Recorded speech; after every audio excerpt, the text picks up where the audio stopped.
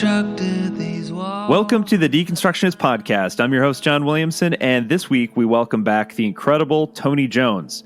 It's been a few years since we last spoke to Tony, and obviously a lot has happened since then. We get into all that, including his brand new book, The God of Wild Places, Rediscovering the Divine in the Untamed Outdoors. But before we get to that, hopefully at this point, at the time that you are currently presently listening to this podcast, hopefully the website has been fixed. So our good friend and website guy, Ryan Battles, has been hard at work getting the new domain name running. So what essentially happened was there was a colossal mix-up with the expiration of our domain name. And so without us knowing, the domain name expired, and some unusual company grabbed it. And as a few of you have astutely noticed and let me know, there's all sorts of strange sort of things popping up on the website now. So what we did is we bought a new domain name that is almost identical. So it's www.thedeconstructionist.org now, as opposed to .com. So just slightly different domain name. Hopefully at this point, though, the new one is up and running. It should look identical, have all the same content. You can still go there to support us on Patreon. You can snag some merch with new international shipping, read our blog, or stream any of our episodes for free.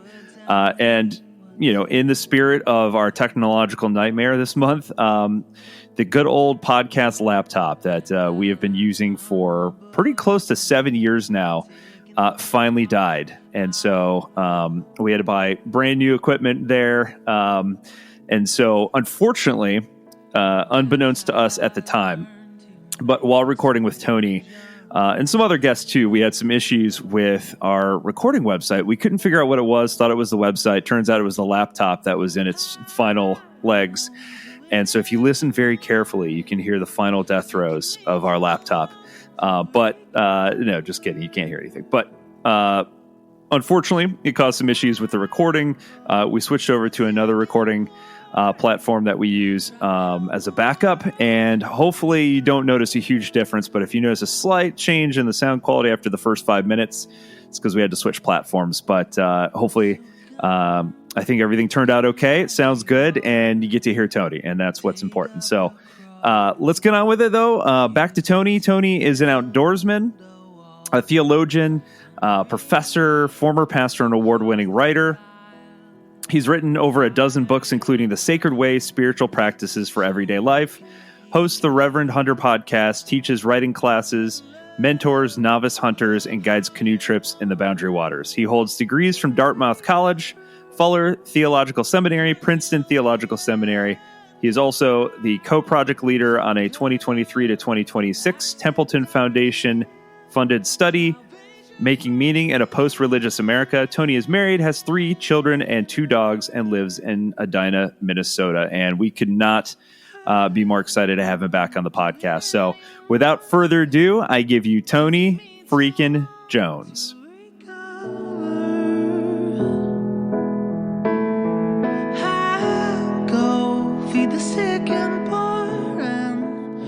All right, welcome back again to the Deconstructionist Podcast. So fill us in real quick on what you've been up to. You said you were still doing a little bit of teaching at Fuller. I'm teaching a little bit at Fuller. I teach in the Doctor of Ministry program. I don't know. They haven't read my new book yet, so we'll see. It's hard. It's really hard for me to gauge how people will receive it, you know. What else do? I teach at the Loft Literary Center here in the Twin Cities. I do some freelance writing. I'm in a big project on the nuns, which I should probably come back on with you once that's finished, with Ryan Burge. He and I got a big grant from the John Templeton Foundation. We're doing the largest ever survey of American nuns, about 15,000 nuns. So we're really going to know more about the non-religiously affiliated Americans than ever before. And I'm doing with a mutual friend, Trip Fuller, doing a little podcast retrospective on the emerging church movement. So that's been a ton of fun. We've worked really hard on that, and people seem to really like it. It was such an important time in many of our lives. So it's fun to go back and talk to old friends, listen to archival audio and stuff like that. Yeah, that's taking me back to like my Phyllis Tickle days and you know, some of those great thinkers. So very cool. Yeah, you'll definitely have to come back and talk about that. New book though, let's definitely touch on that. Really cool. It kind of reminds me a little bit of our friend Diana Butler Bass, who's talked about not extensively, I don't think, to this level, but definitely has talked about sort of finding God in places other than, you know, the brick building that we call the church, and finding God sort of out in nature and reconnecting with the divine in that way. So talk to people a little bit about what initially inspired this book. Well, I mean, my life circumstances are what really drove it. I went through a divorce in 2008, 2009, and then 5 years after that, went through a big custody fight. And those were kind of 1-2 punches. I think in the book, I talk about it like when you go, if you're a landlocked person like me in Minnesota and you go to the beach, you know, for spring break, and you go play in the waves, and it's like a first wave kind of knocked me to my knees, but then the second wave, like, what do they call it when you get whirlpooled? You know, you get just churned around like you're in a washing machine. So yeah, I kind of had a double whammy, and by 2015. You know, it's probably about when I came on your podcast last time to promote my last book, which was called Did God Kill Jesus? Everything. I mean, I don't know what metaphor. The rug got pulled out from under me. You know, the pins got knocked down or whatever. It was a car wreck, you know, and the church. I mean, I know your listeners. I can probably guess your listeners have some feelings about the church, and the church, you know, I remember in seminary, they taught us it's a hospital for sinners, you know? Oh, yeah. But yeah, remember that phrase? And I think the church is a lot of times good at helping people who are hurting. It's not real good at helping pastors who are hurting, especially kind of C-list celebrity pastors, which probably is what I was, you know, writing books and speaking and traveling and stuff like that. So yeah, I didn't have a lot of support for what I was going through, and I ended up going outside. I just went outside, and I found myself drawn more and more to going outside. And I hunt a lot, and I fish and hike and paddle a canoe, and that really became a place for me for where I could heal. And then, you know, I've just always been a writer. I've been writing a long time, and I've written a lot of books. So it's just the way I process, you know, the way I process what I'm going through. And this book, over the course of about 10 years, you know, on and off, I wrote it. So that was the inspiration, is like, you know, John, it's funny because all my other books have kind of been like, hey, here's how you should pray. Here's how you should understand the doctrine of the atonement. They were kind of teaching tools. And this one is kind of like, I wrote this one for me to process it. And it's not, this is interesting. This is interesting because one of my friends who read it, and I was struggling with how to write it. And my agent, Jonathan Merritt, he said, go back and read some Barbara Brown Taylor. Yeah. And so I was rereading Barbara Brown Taylor, right? The greatest. She's the greatest. So good. Yep. Oh my gosh.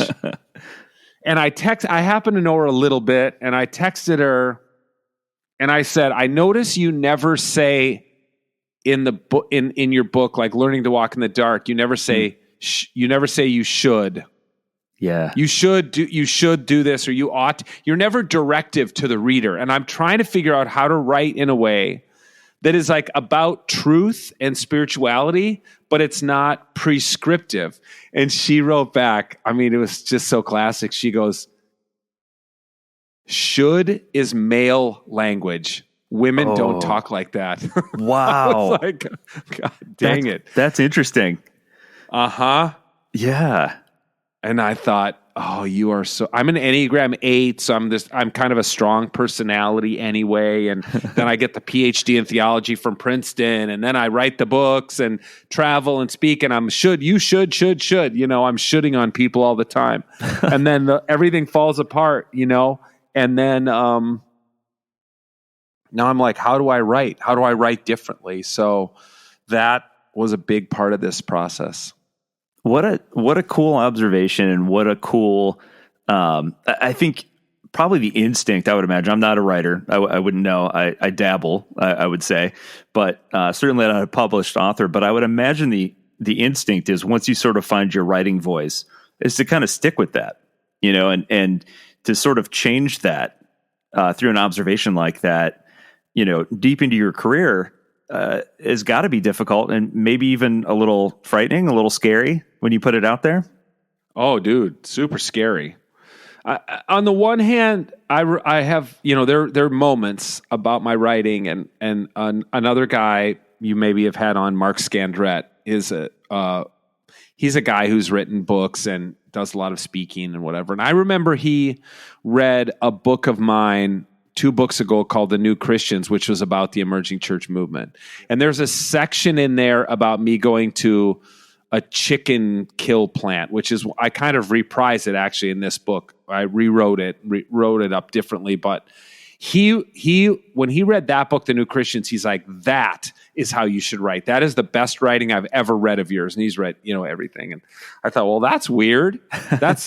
Don't you want to read when I write about theology? You want me to describe going to a plant where they're killing chickens and making, and wrapping them up in saran wrap or whatever? And he's like, no, that was a fully realized scene.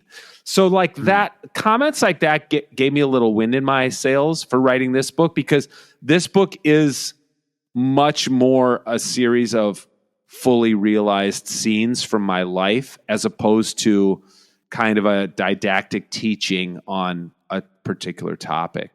So yes, it was challenging, but for sure, I also had friends along the way who were like, no, that's actually when you're at your best, not when you're preaching about the cross, but when you're telling stories.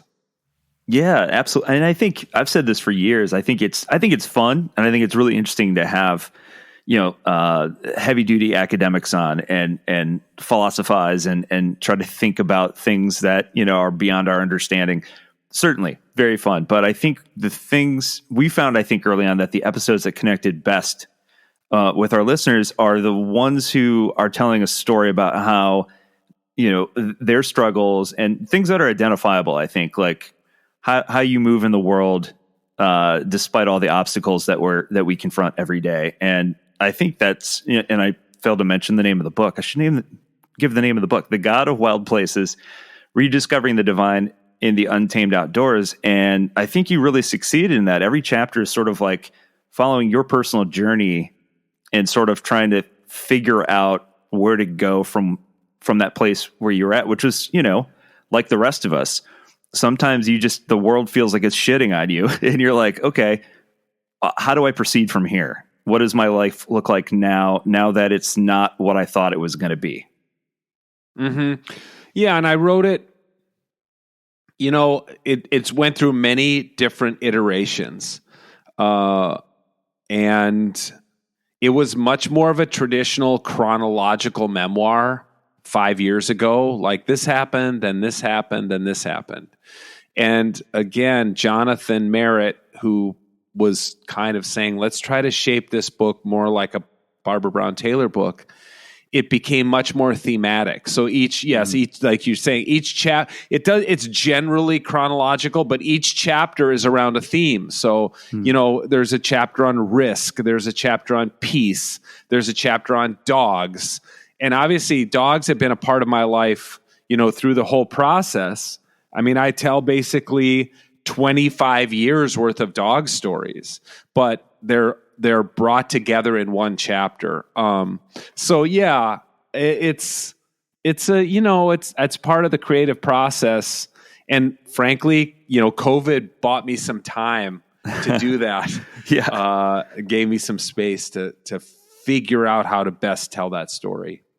Yeah. That's really interesting. And one of the things, I wanted to ask you about at the beginning of the book, you kind of mentioned something that I've found to be absolutely true, more so today than even before. I think back in 2016, we first had you on, sort of the term deconstruction, this French philosophy term, had just started to be sort of like linked to those coming out of a more fundamentalist version of Christianity, and sort of kind of pulling the pieces apart to try to figure out, like, what do I actually believe? And now it's kind of in the common vernacular, and there's a million other podcasts out there now, whereas back then there were probably a handful.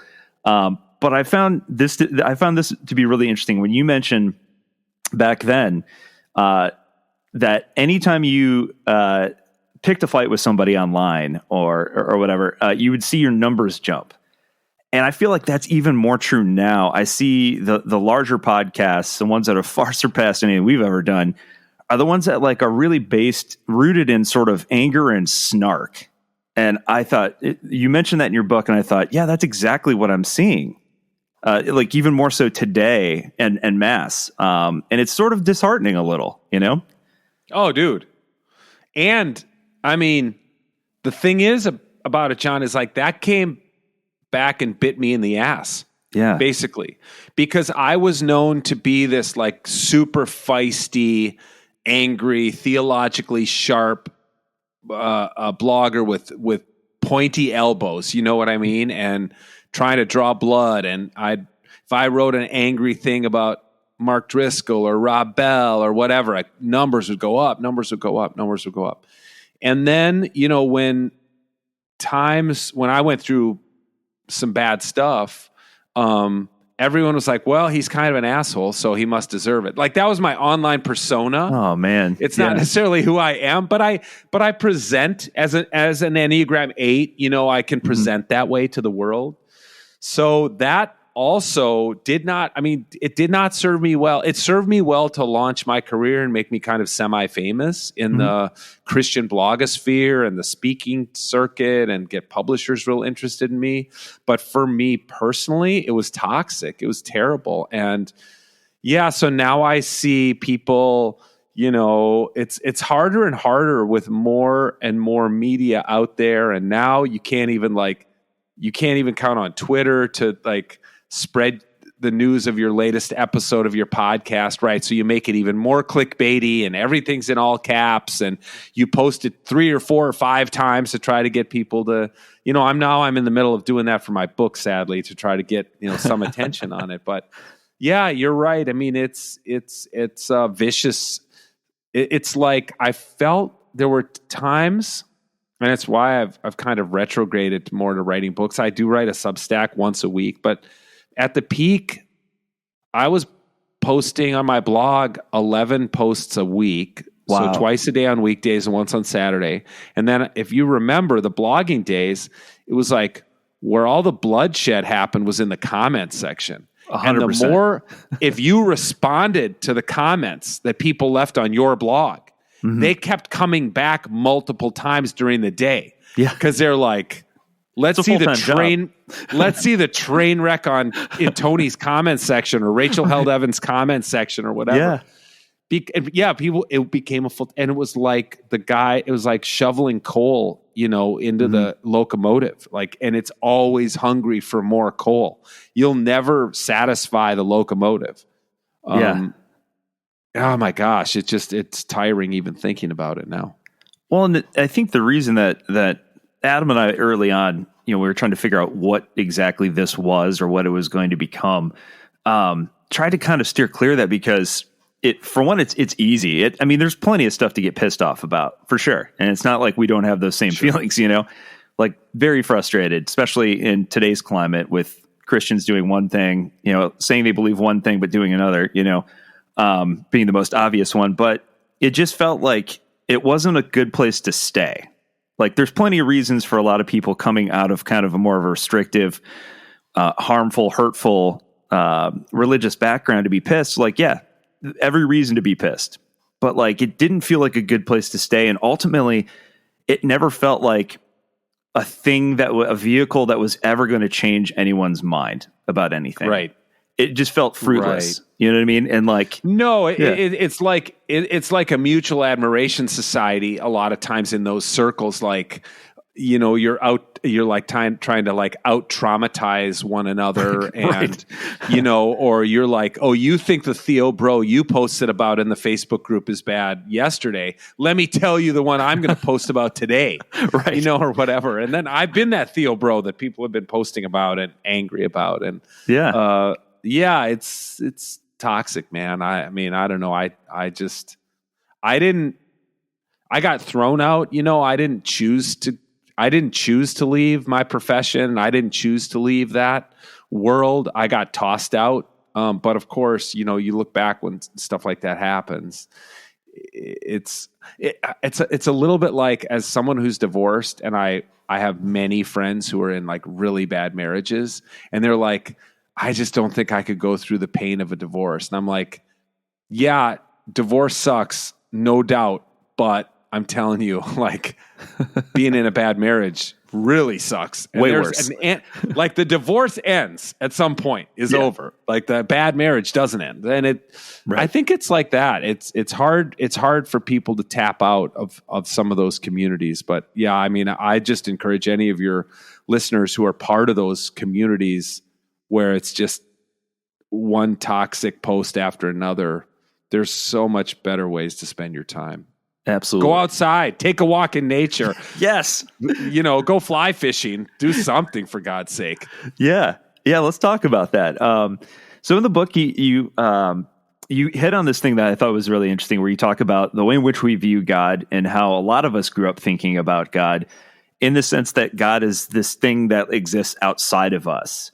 But then you talk about this Eastern idea called theosis. So describe for listeners the idea of theosis and how it changes not only the way that we view God, but ultimately the way we view everything. Yeah. Well, it's the contrast is what most of us grew up with, and that's anybody really who grew up Protestant or Catholic grew up with the idea that God is the sovereign other. And look, there's all sorts of theological reasons for that. There's lots of biblical backing for that. You know, you kind of think that was the view, pretty much that was the view of Yahweh among the Israelites. There's always this thing of like, oh yeah, God, I mean, Jesus is in my heart, or the Holy Spirit indwells me. But really, like, if you like waterboarded most Protestants, in the end, they'd be like, no, God is sovereign other. God is sovereign other. You know what I mean? Yeah.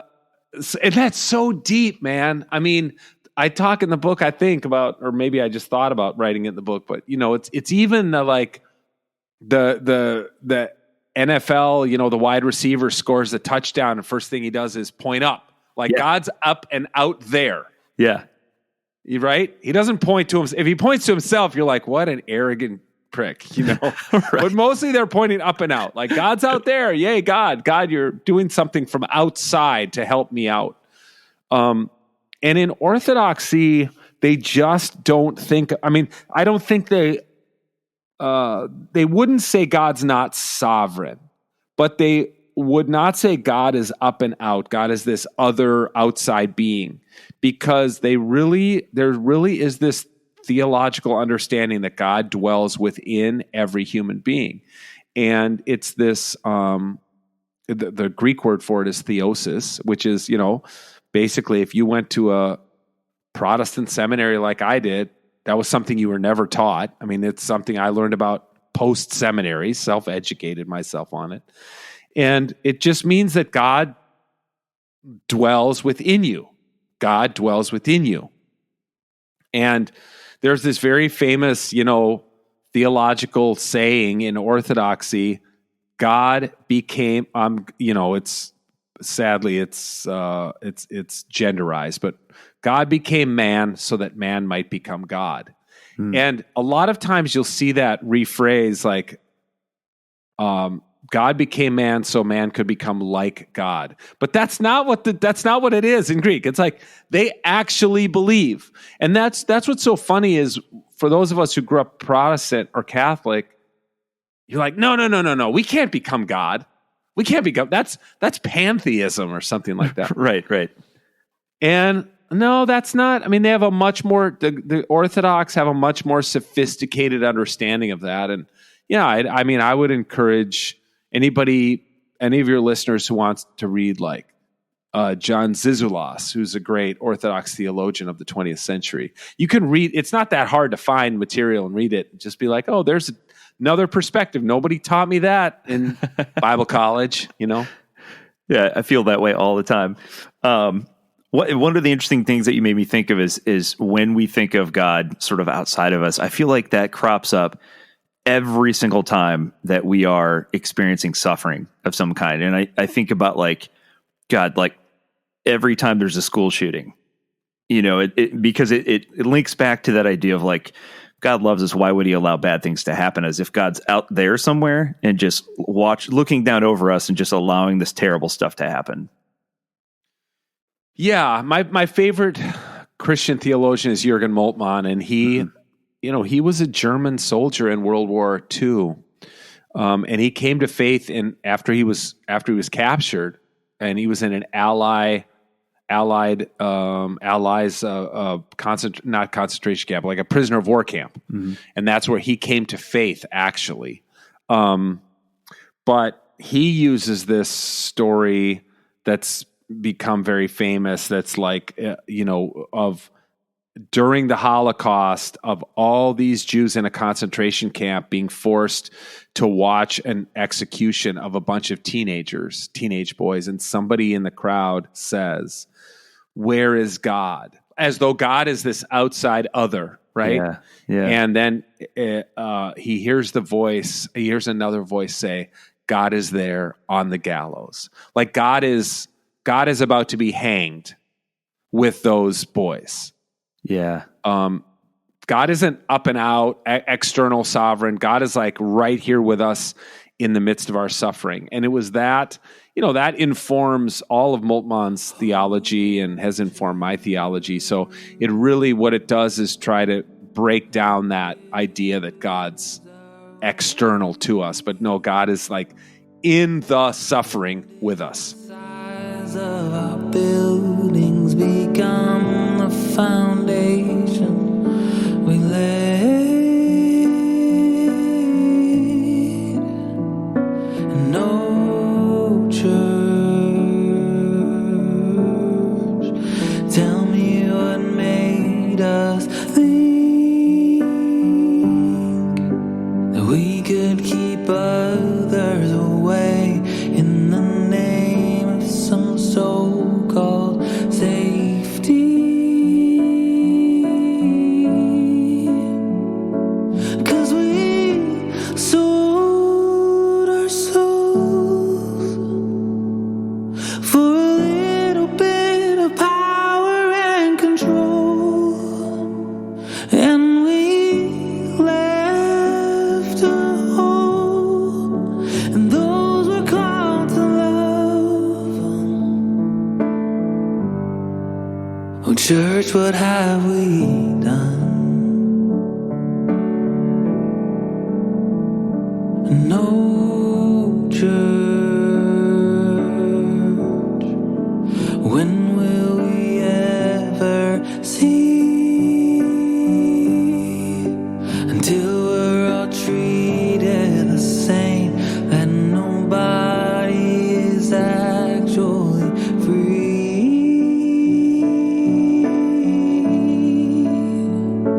Oh, church,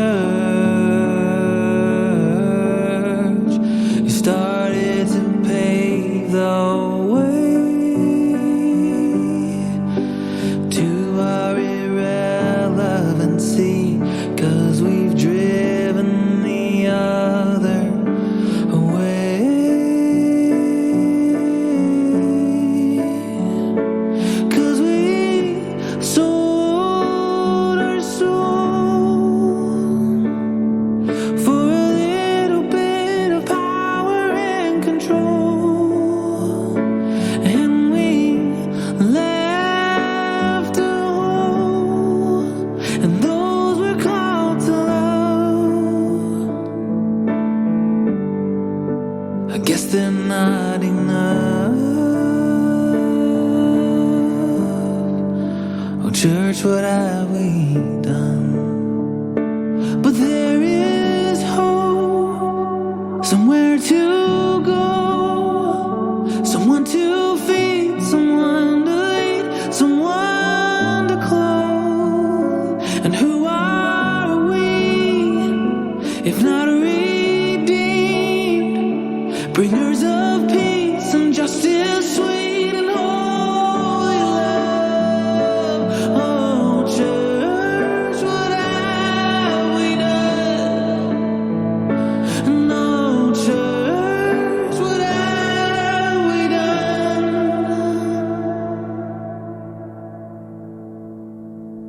May we sell our souls to be rid of all the power and control. May we lose ourselves for those we're called to love.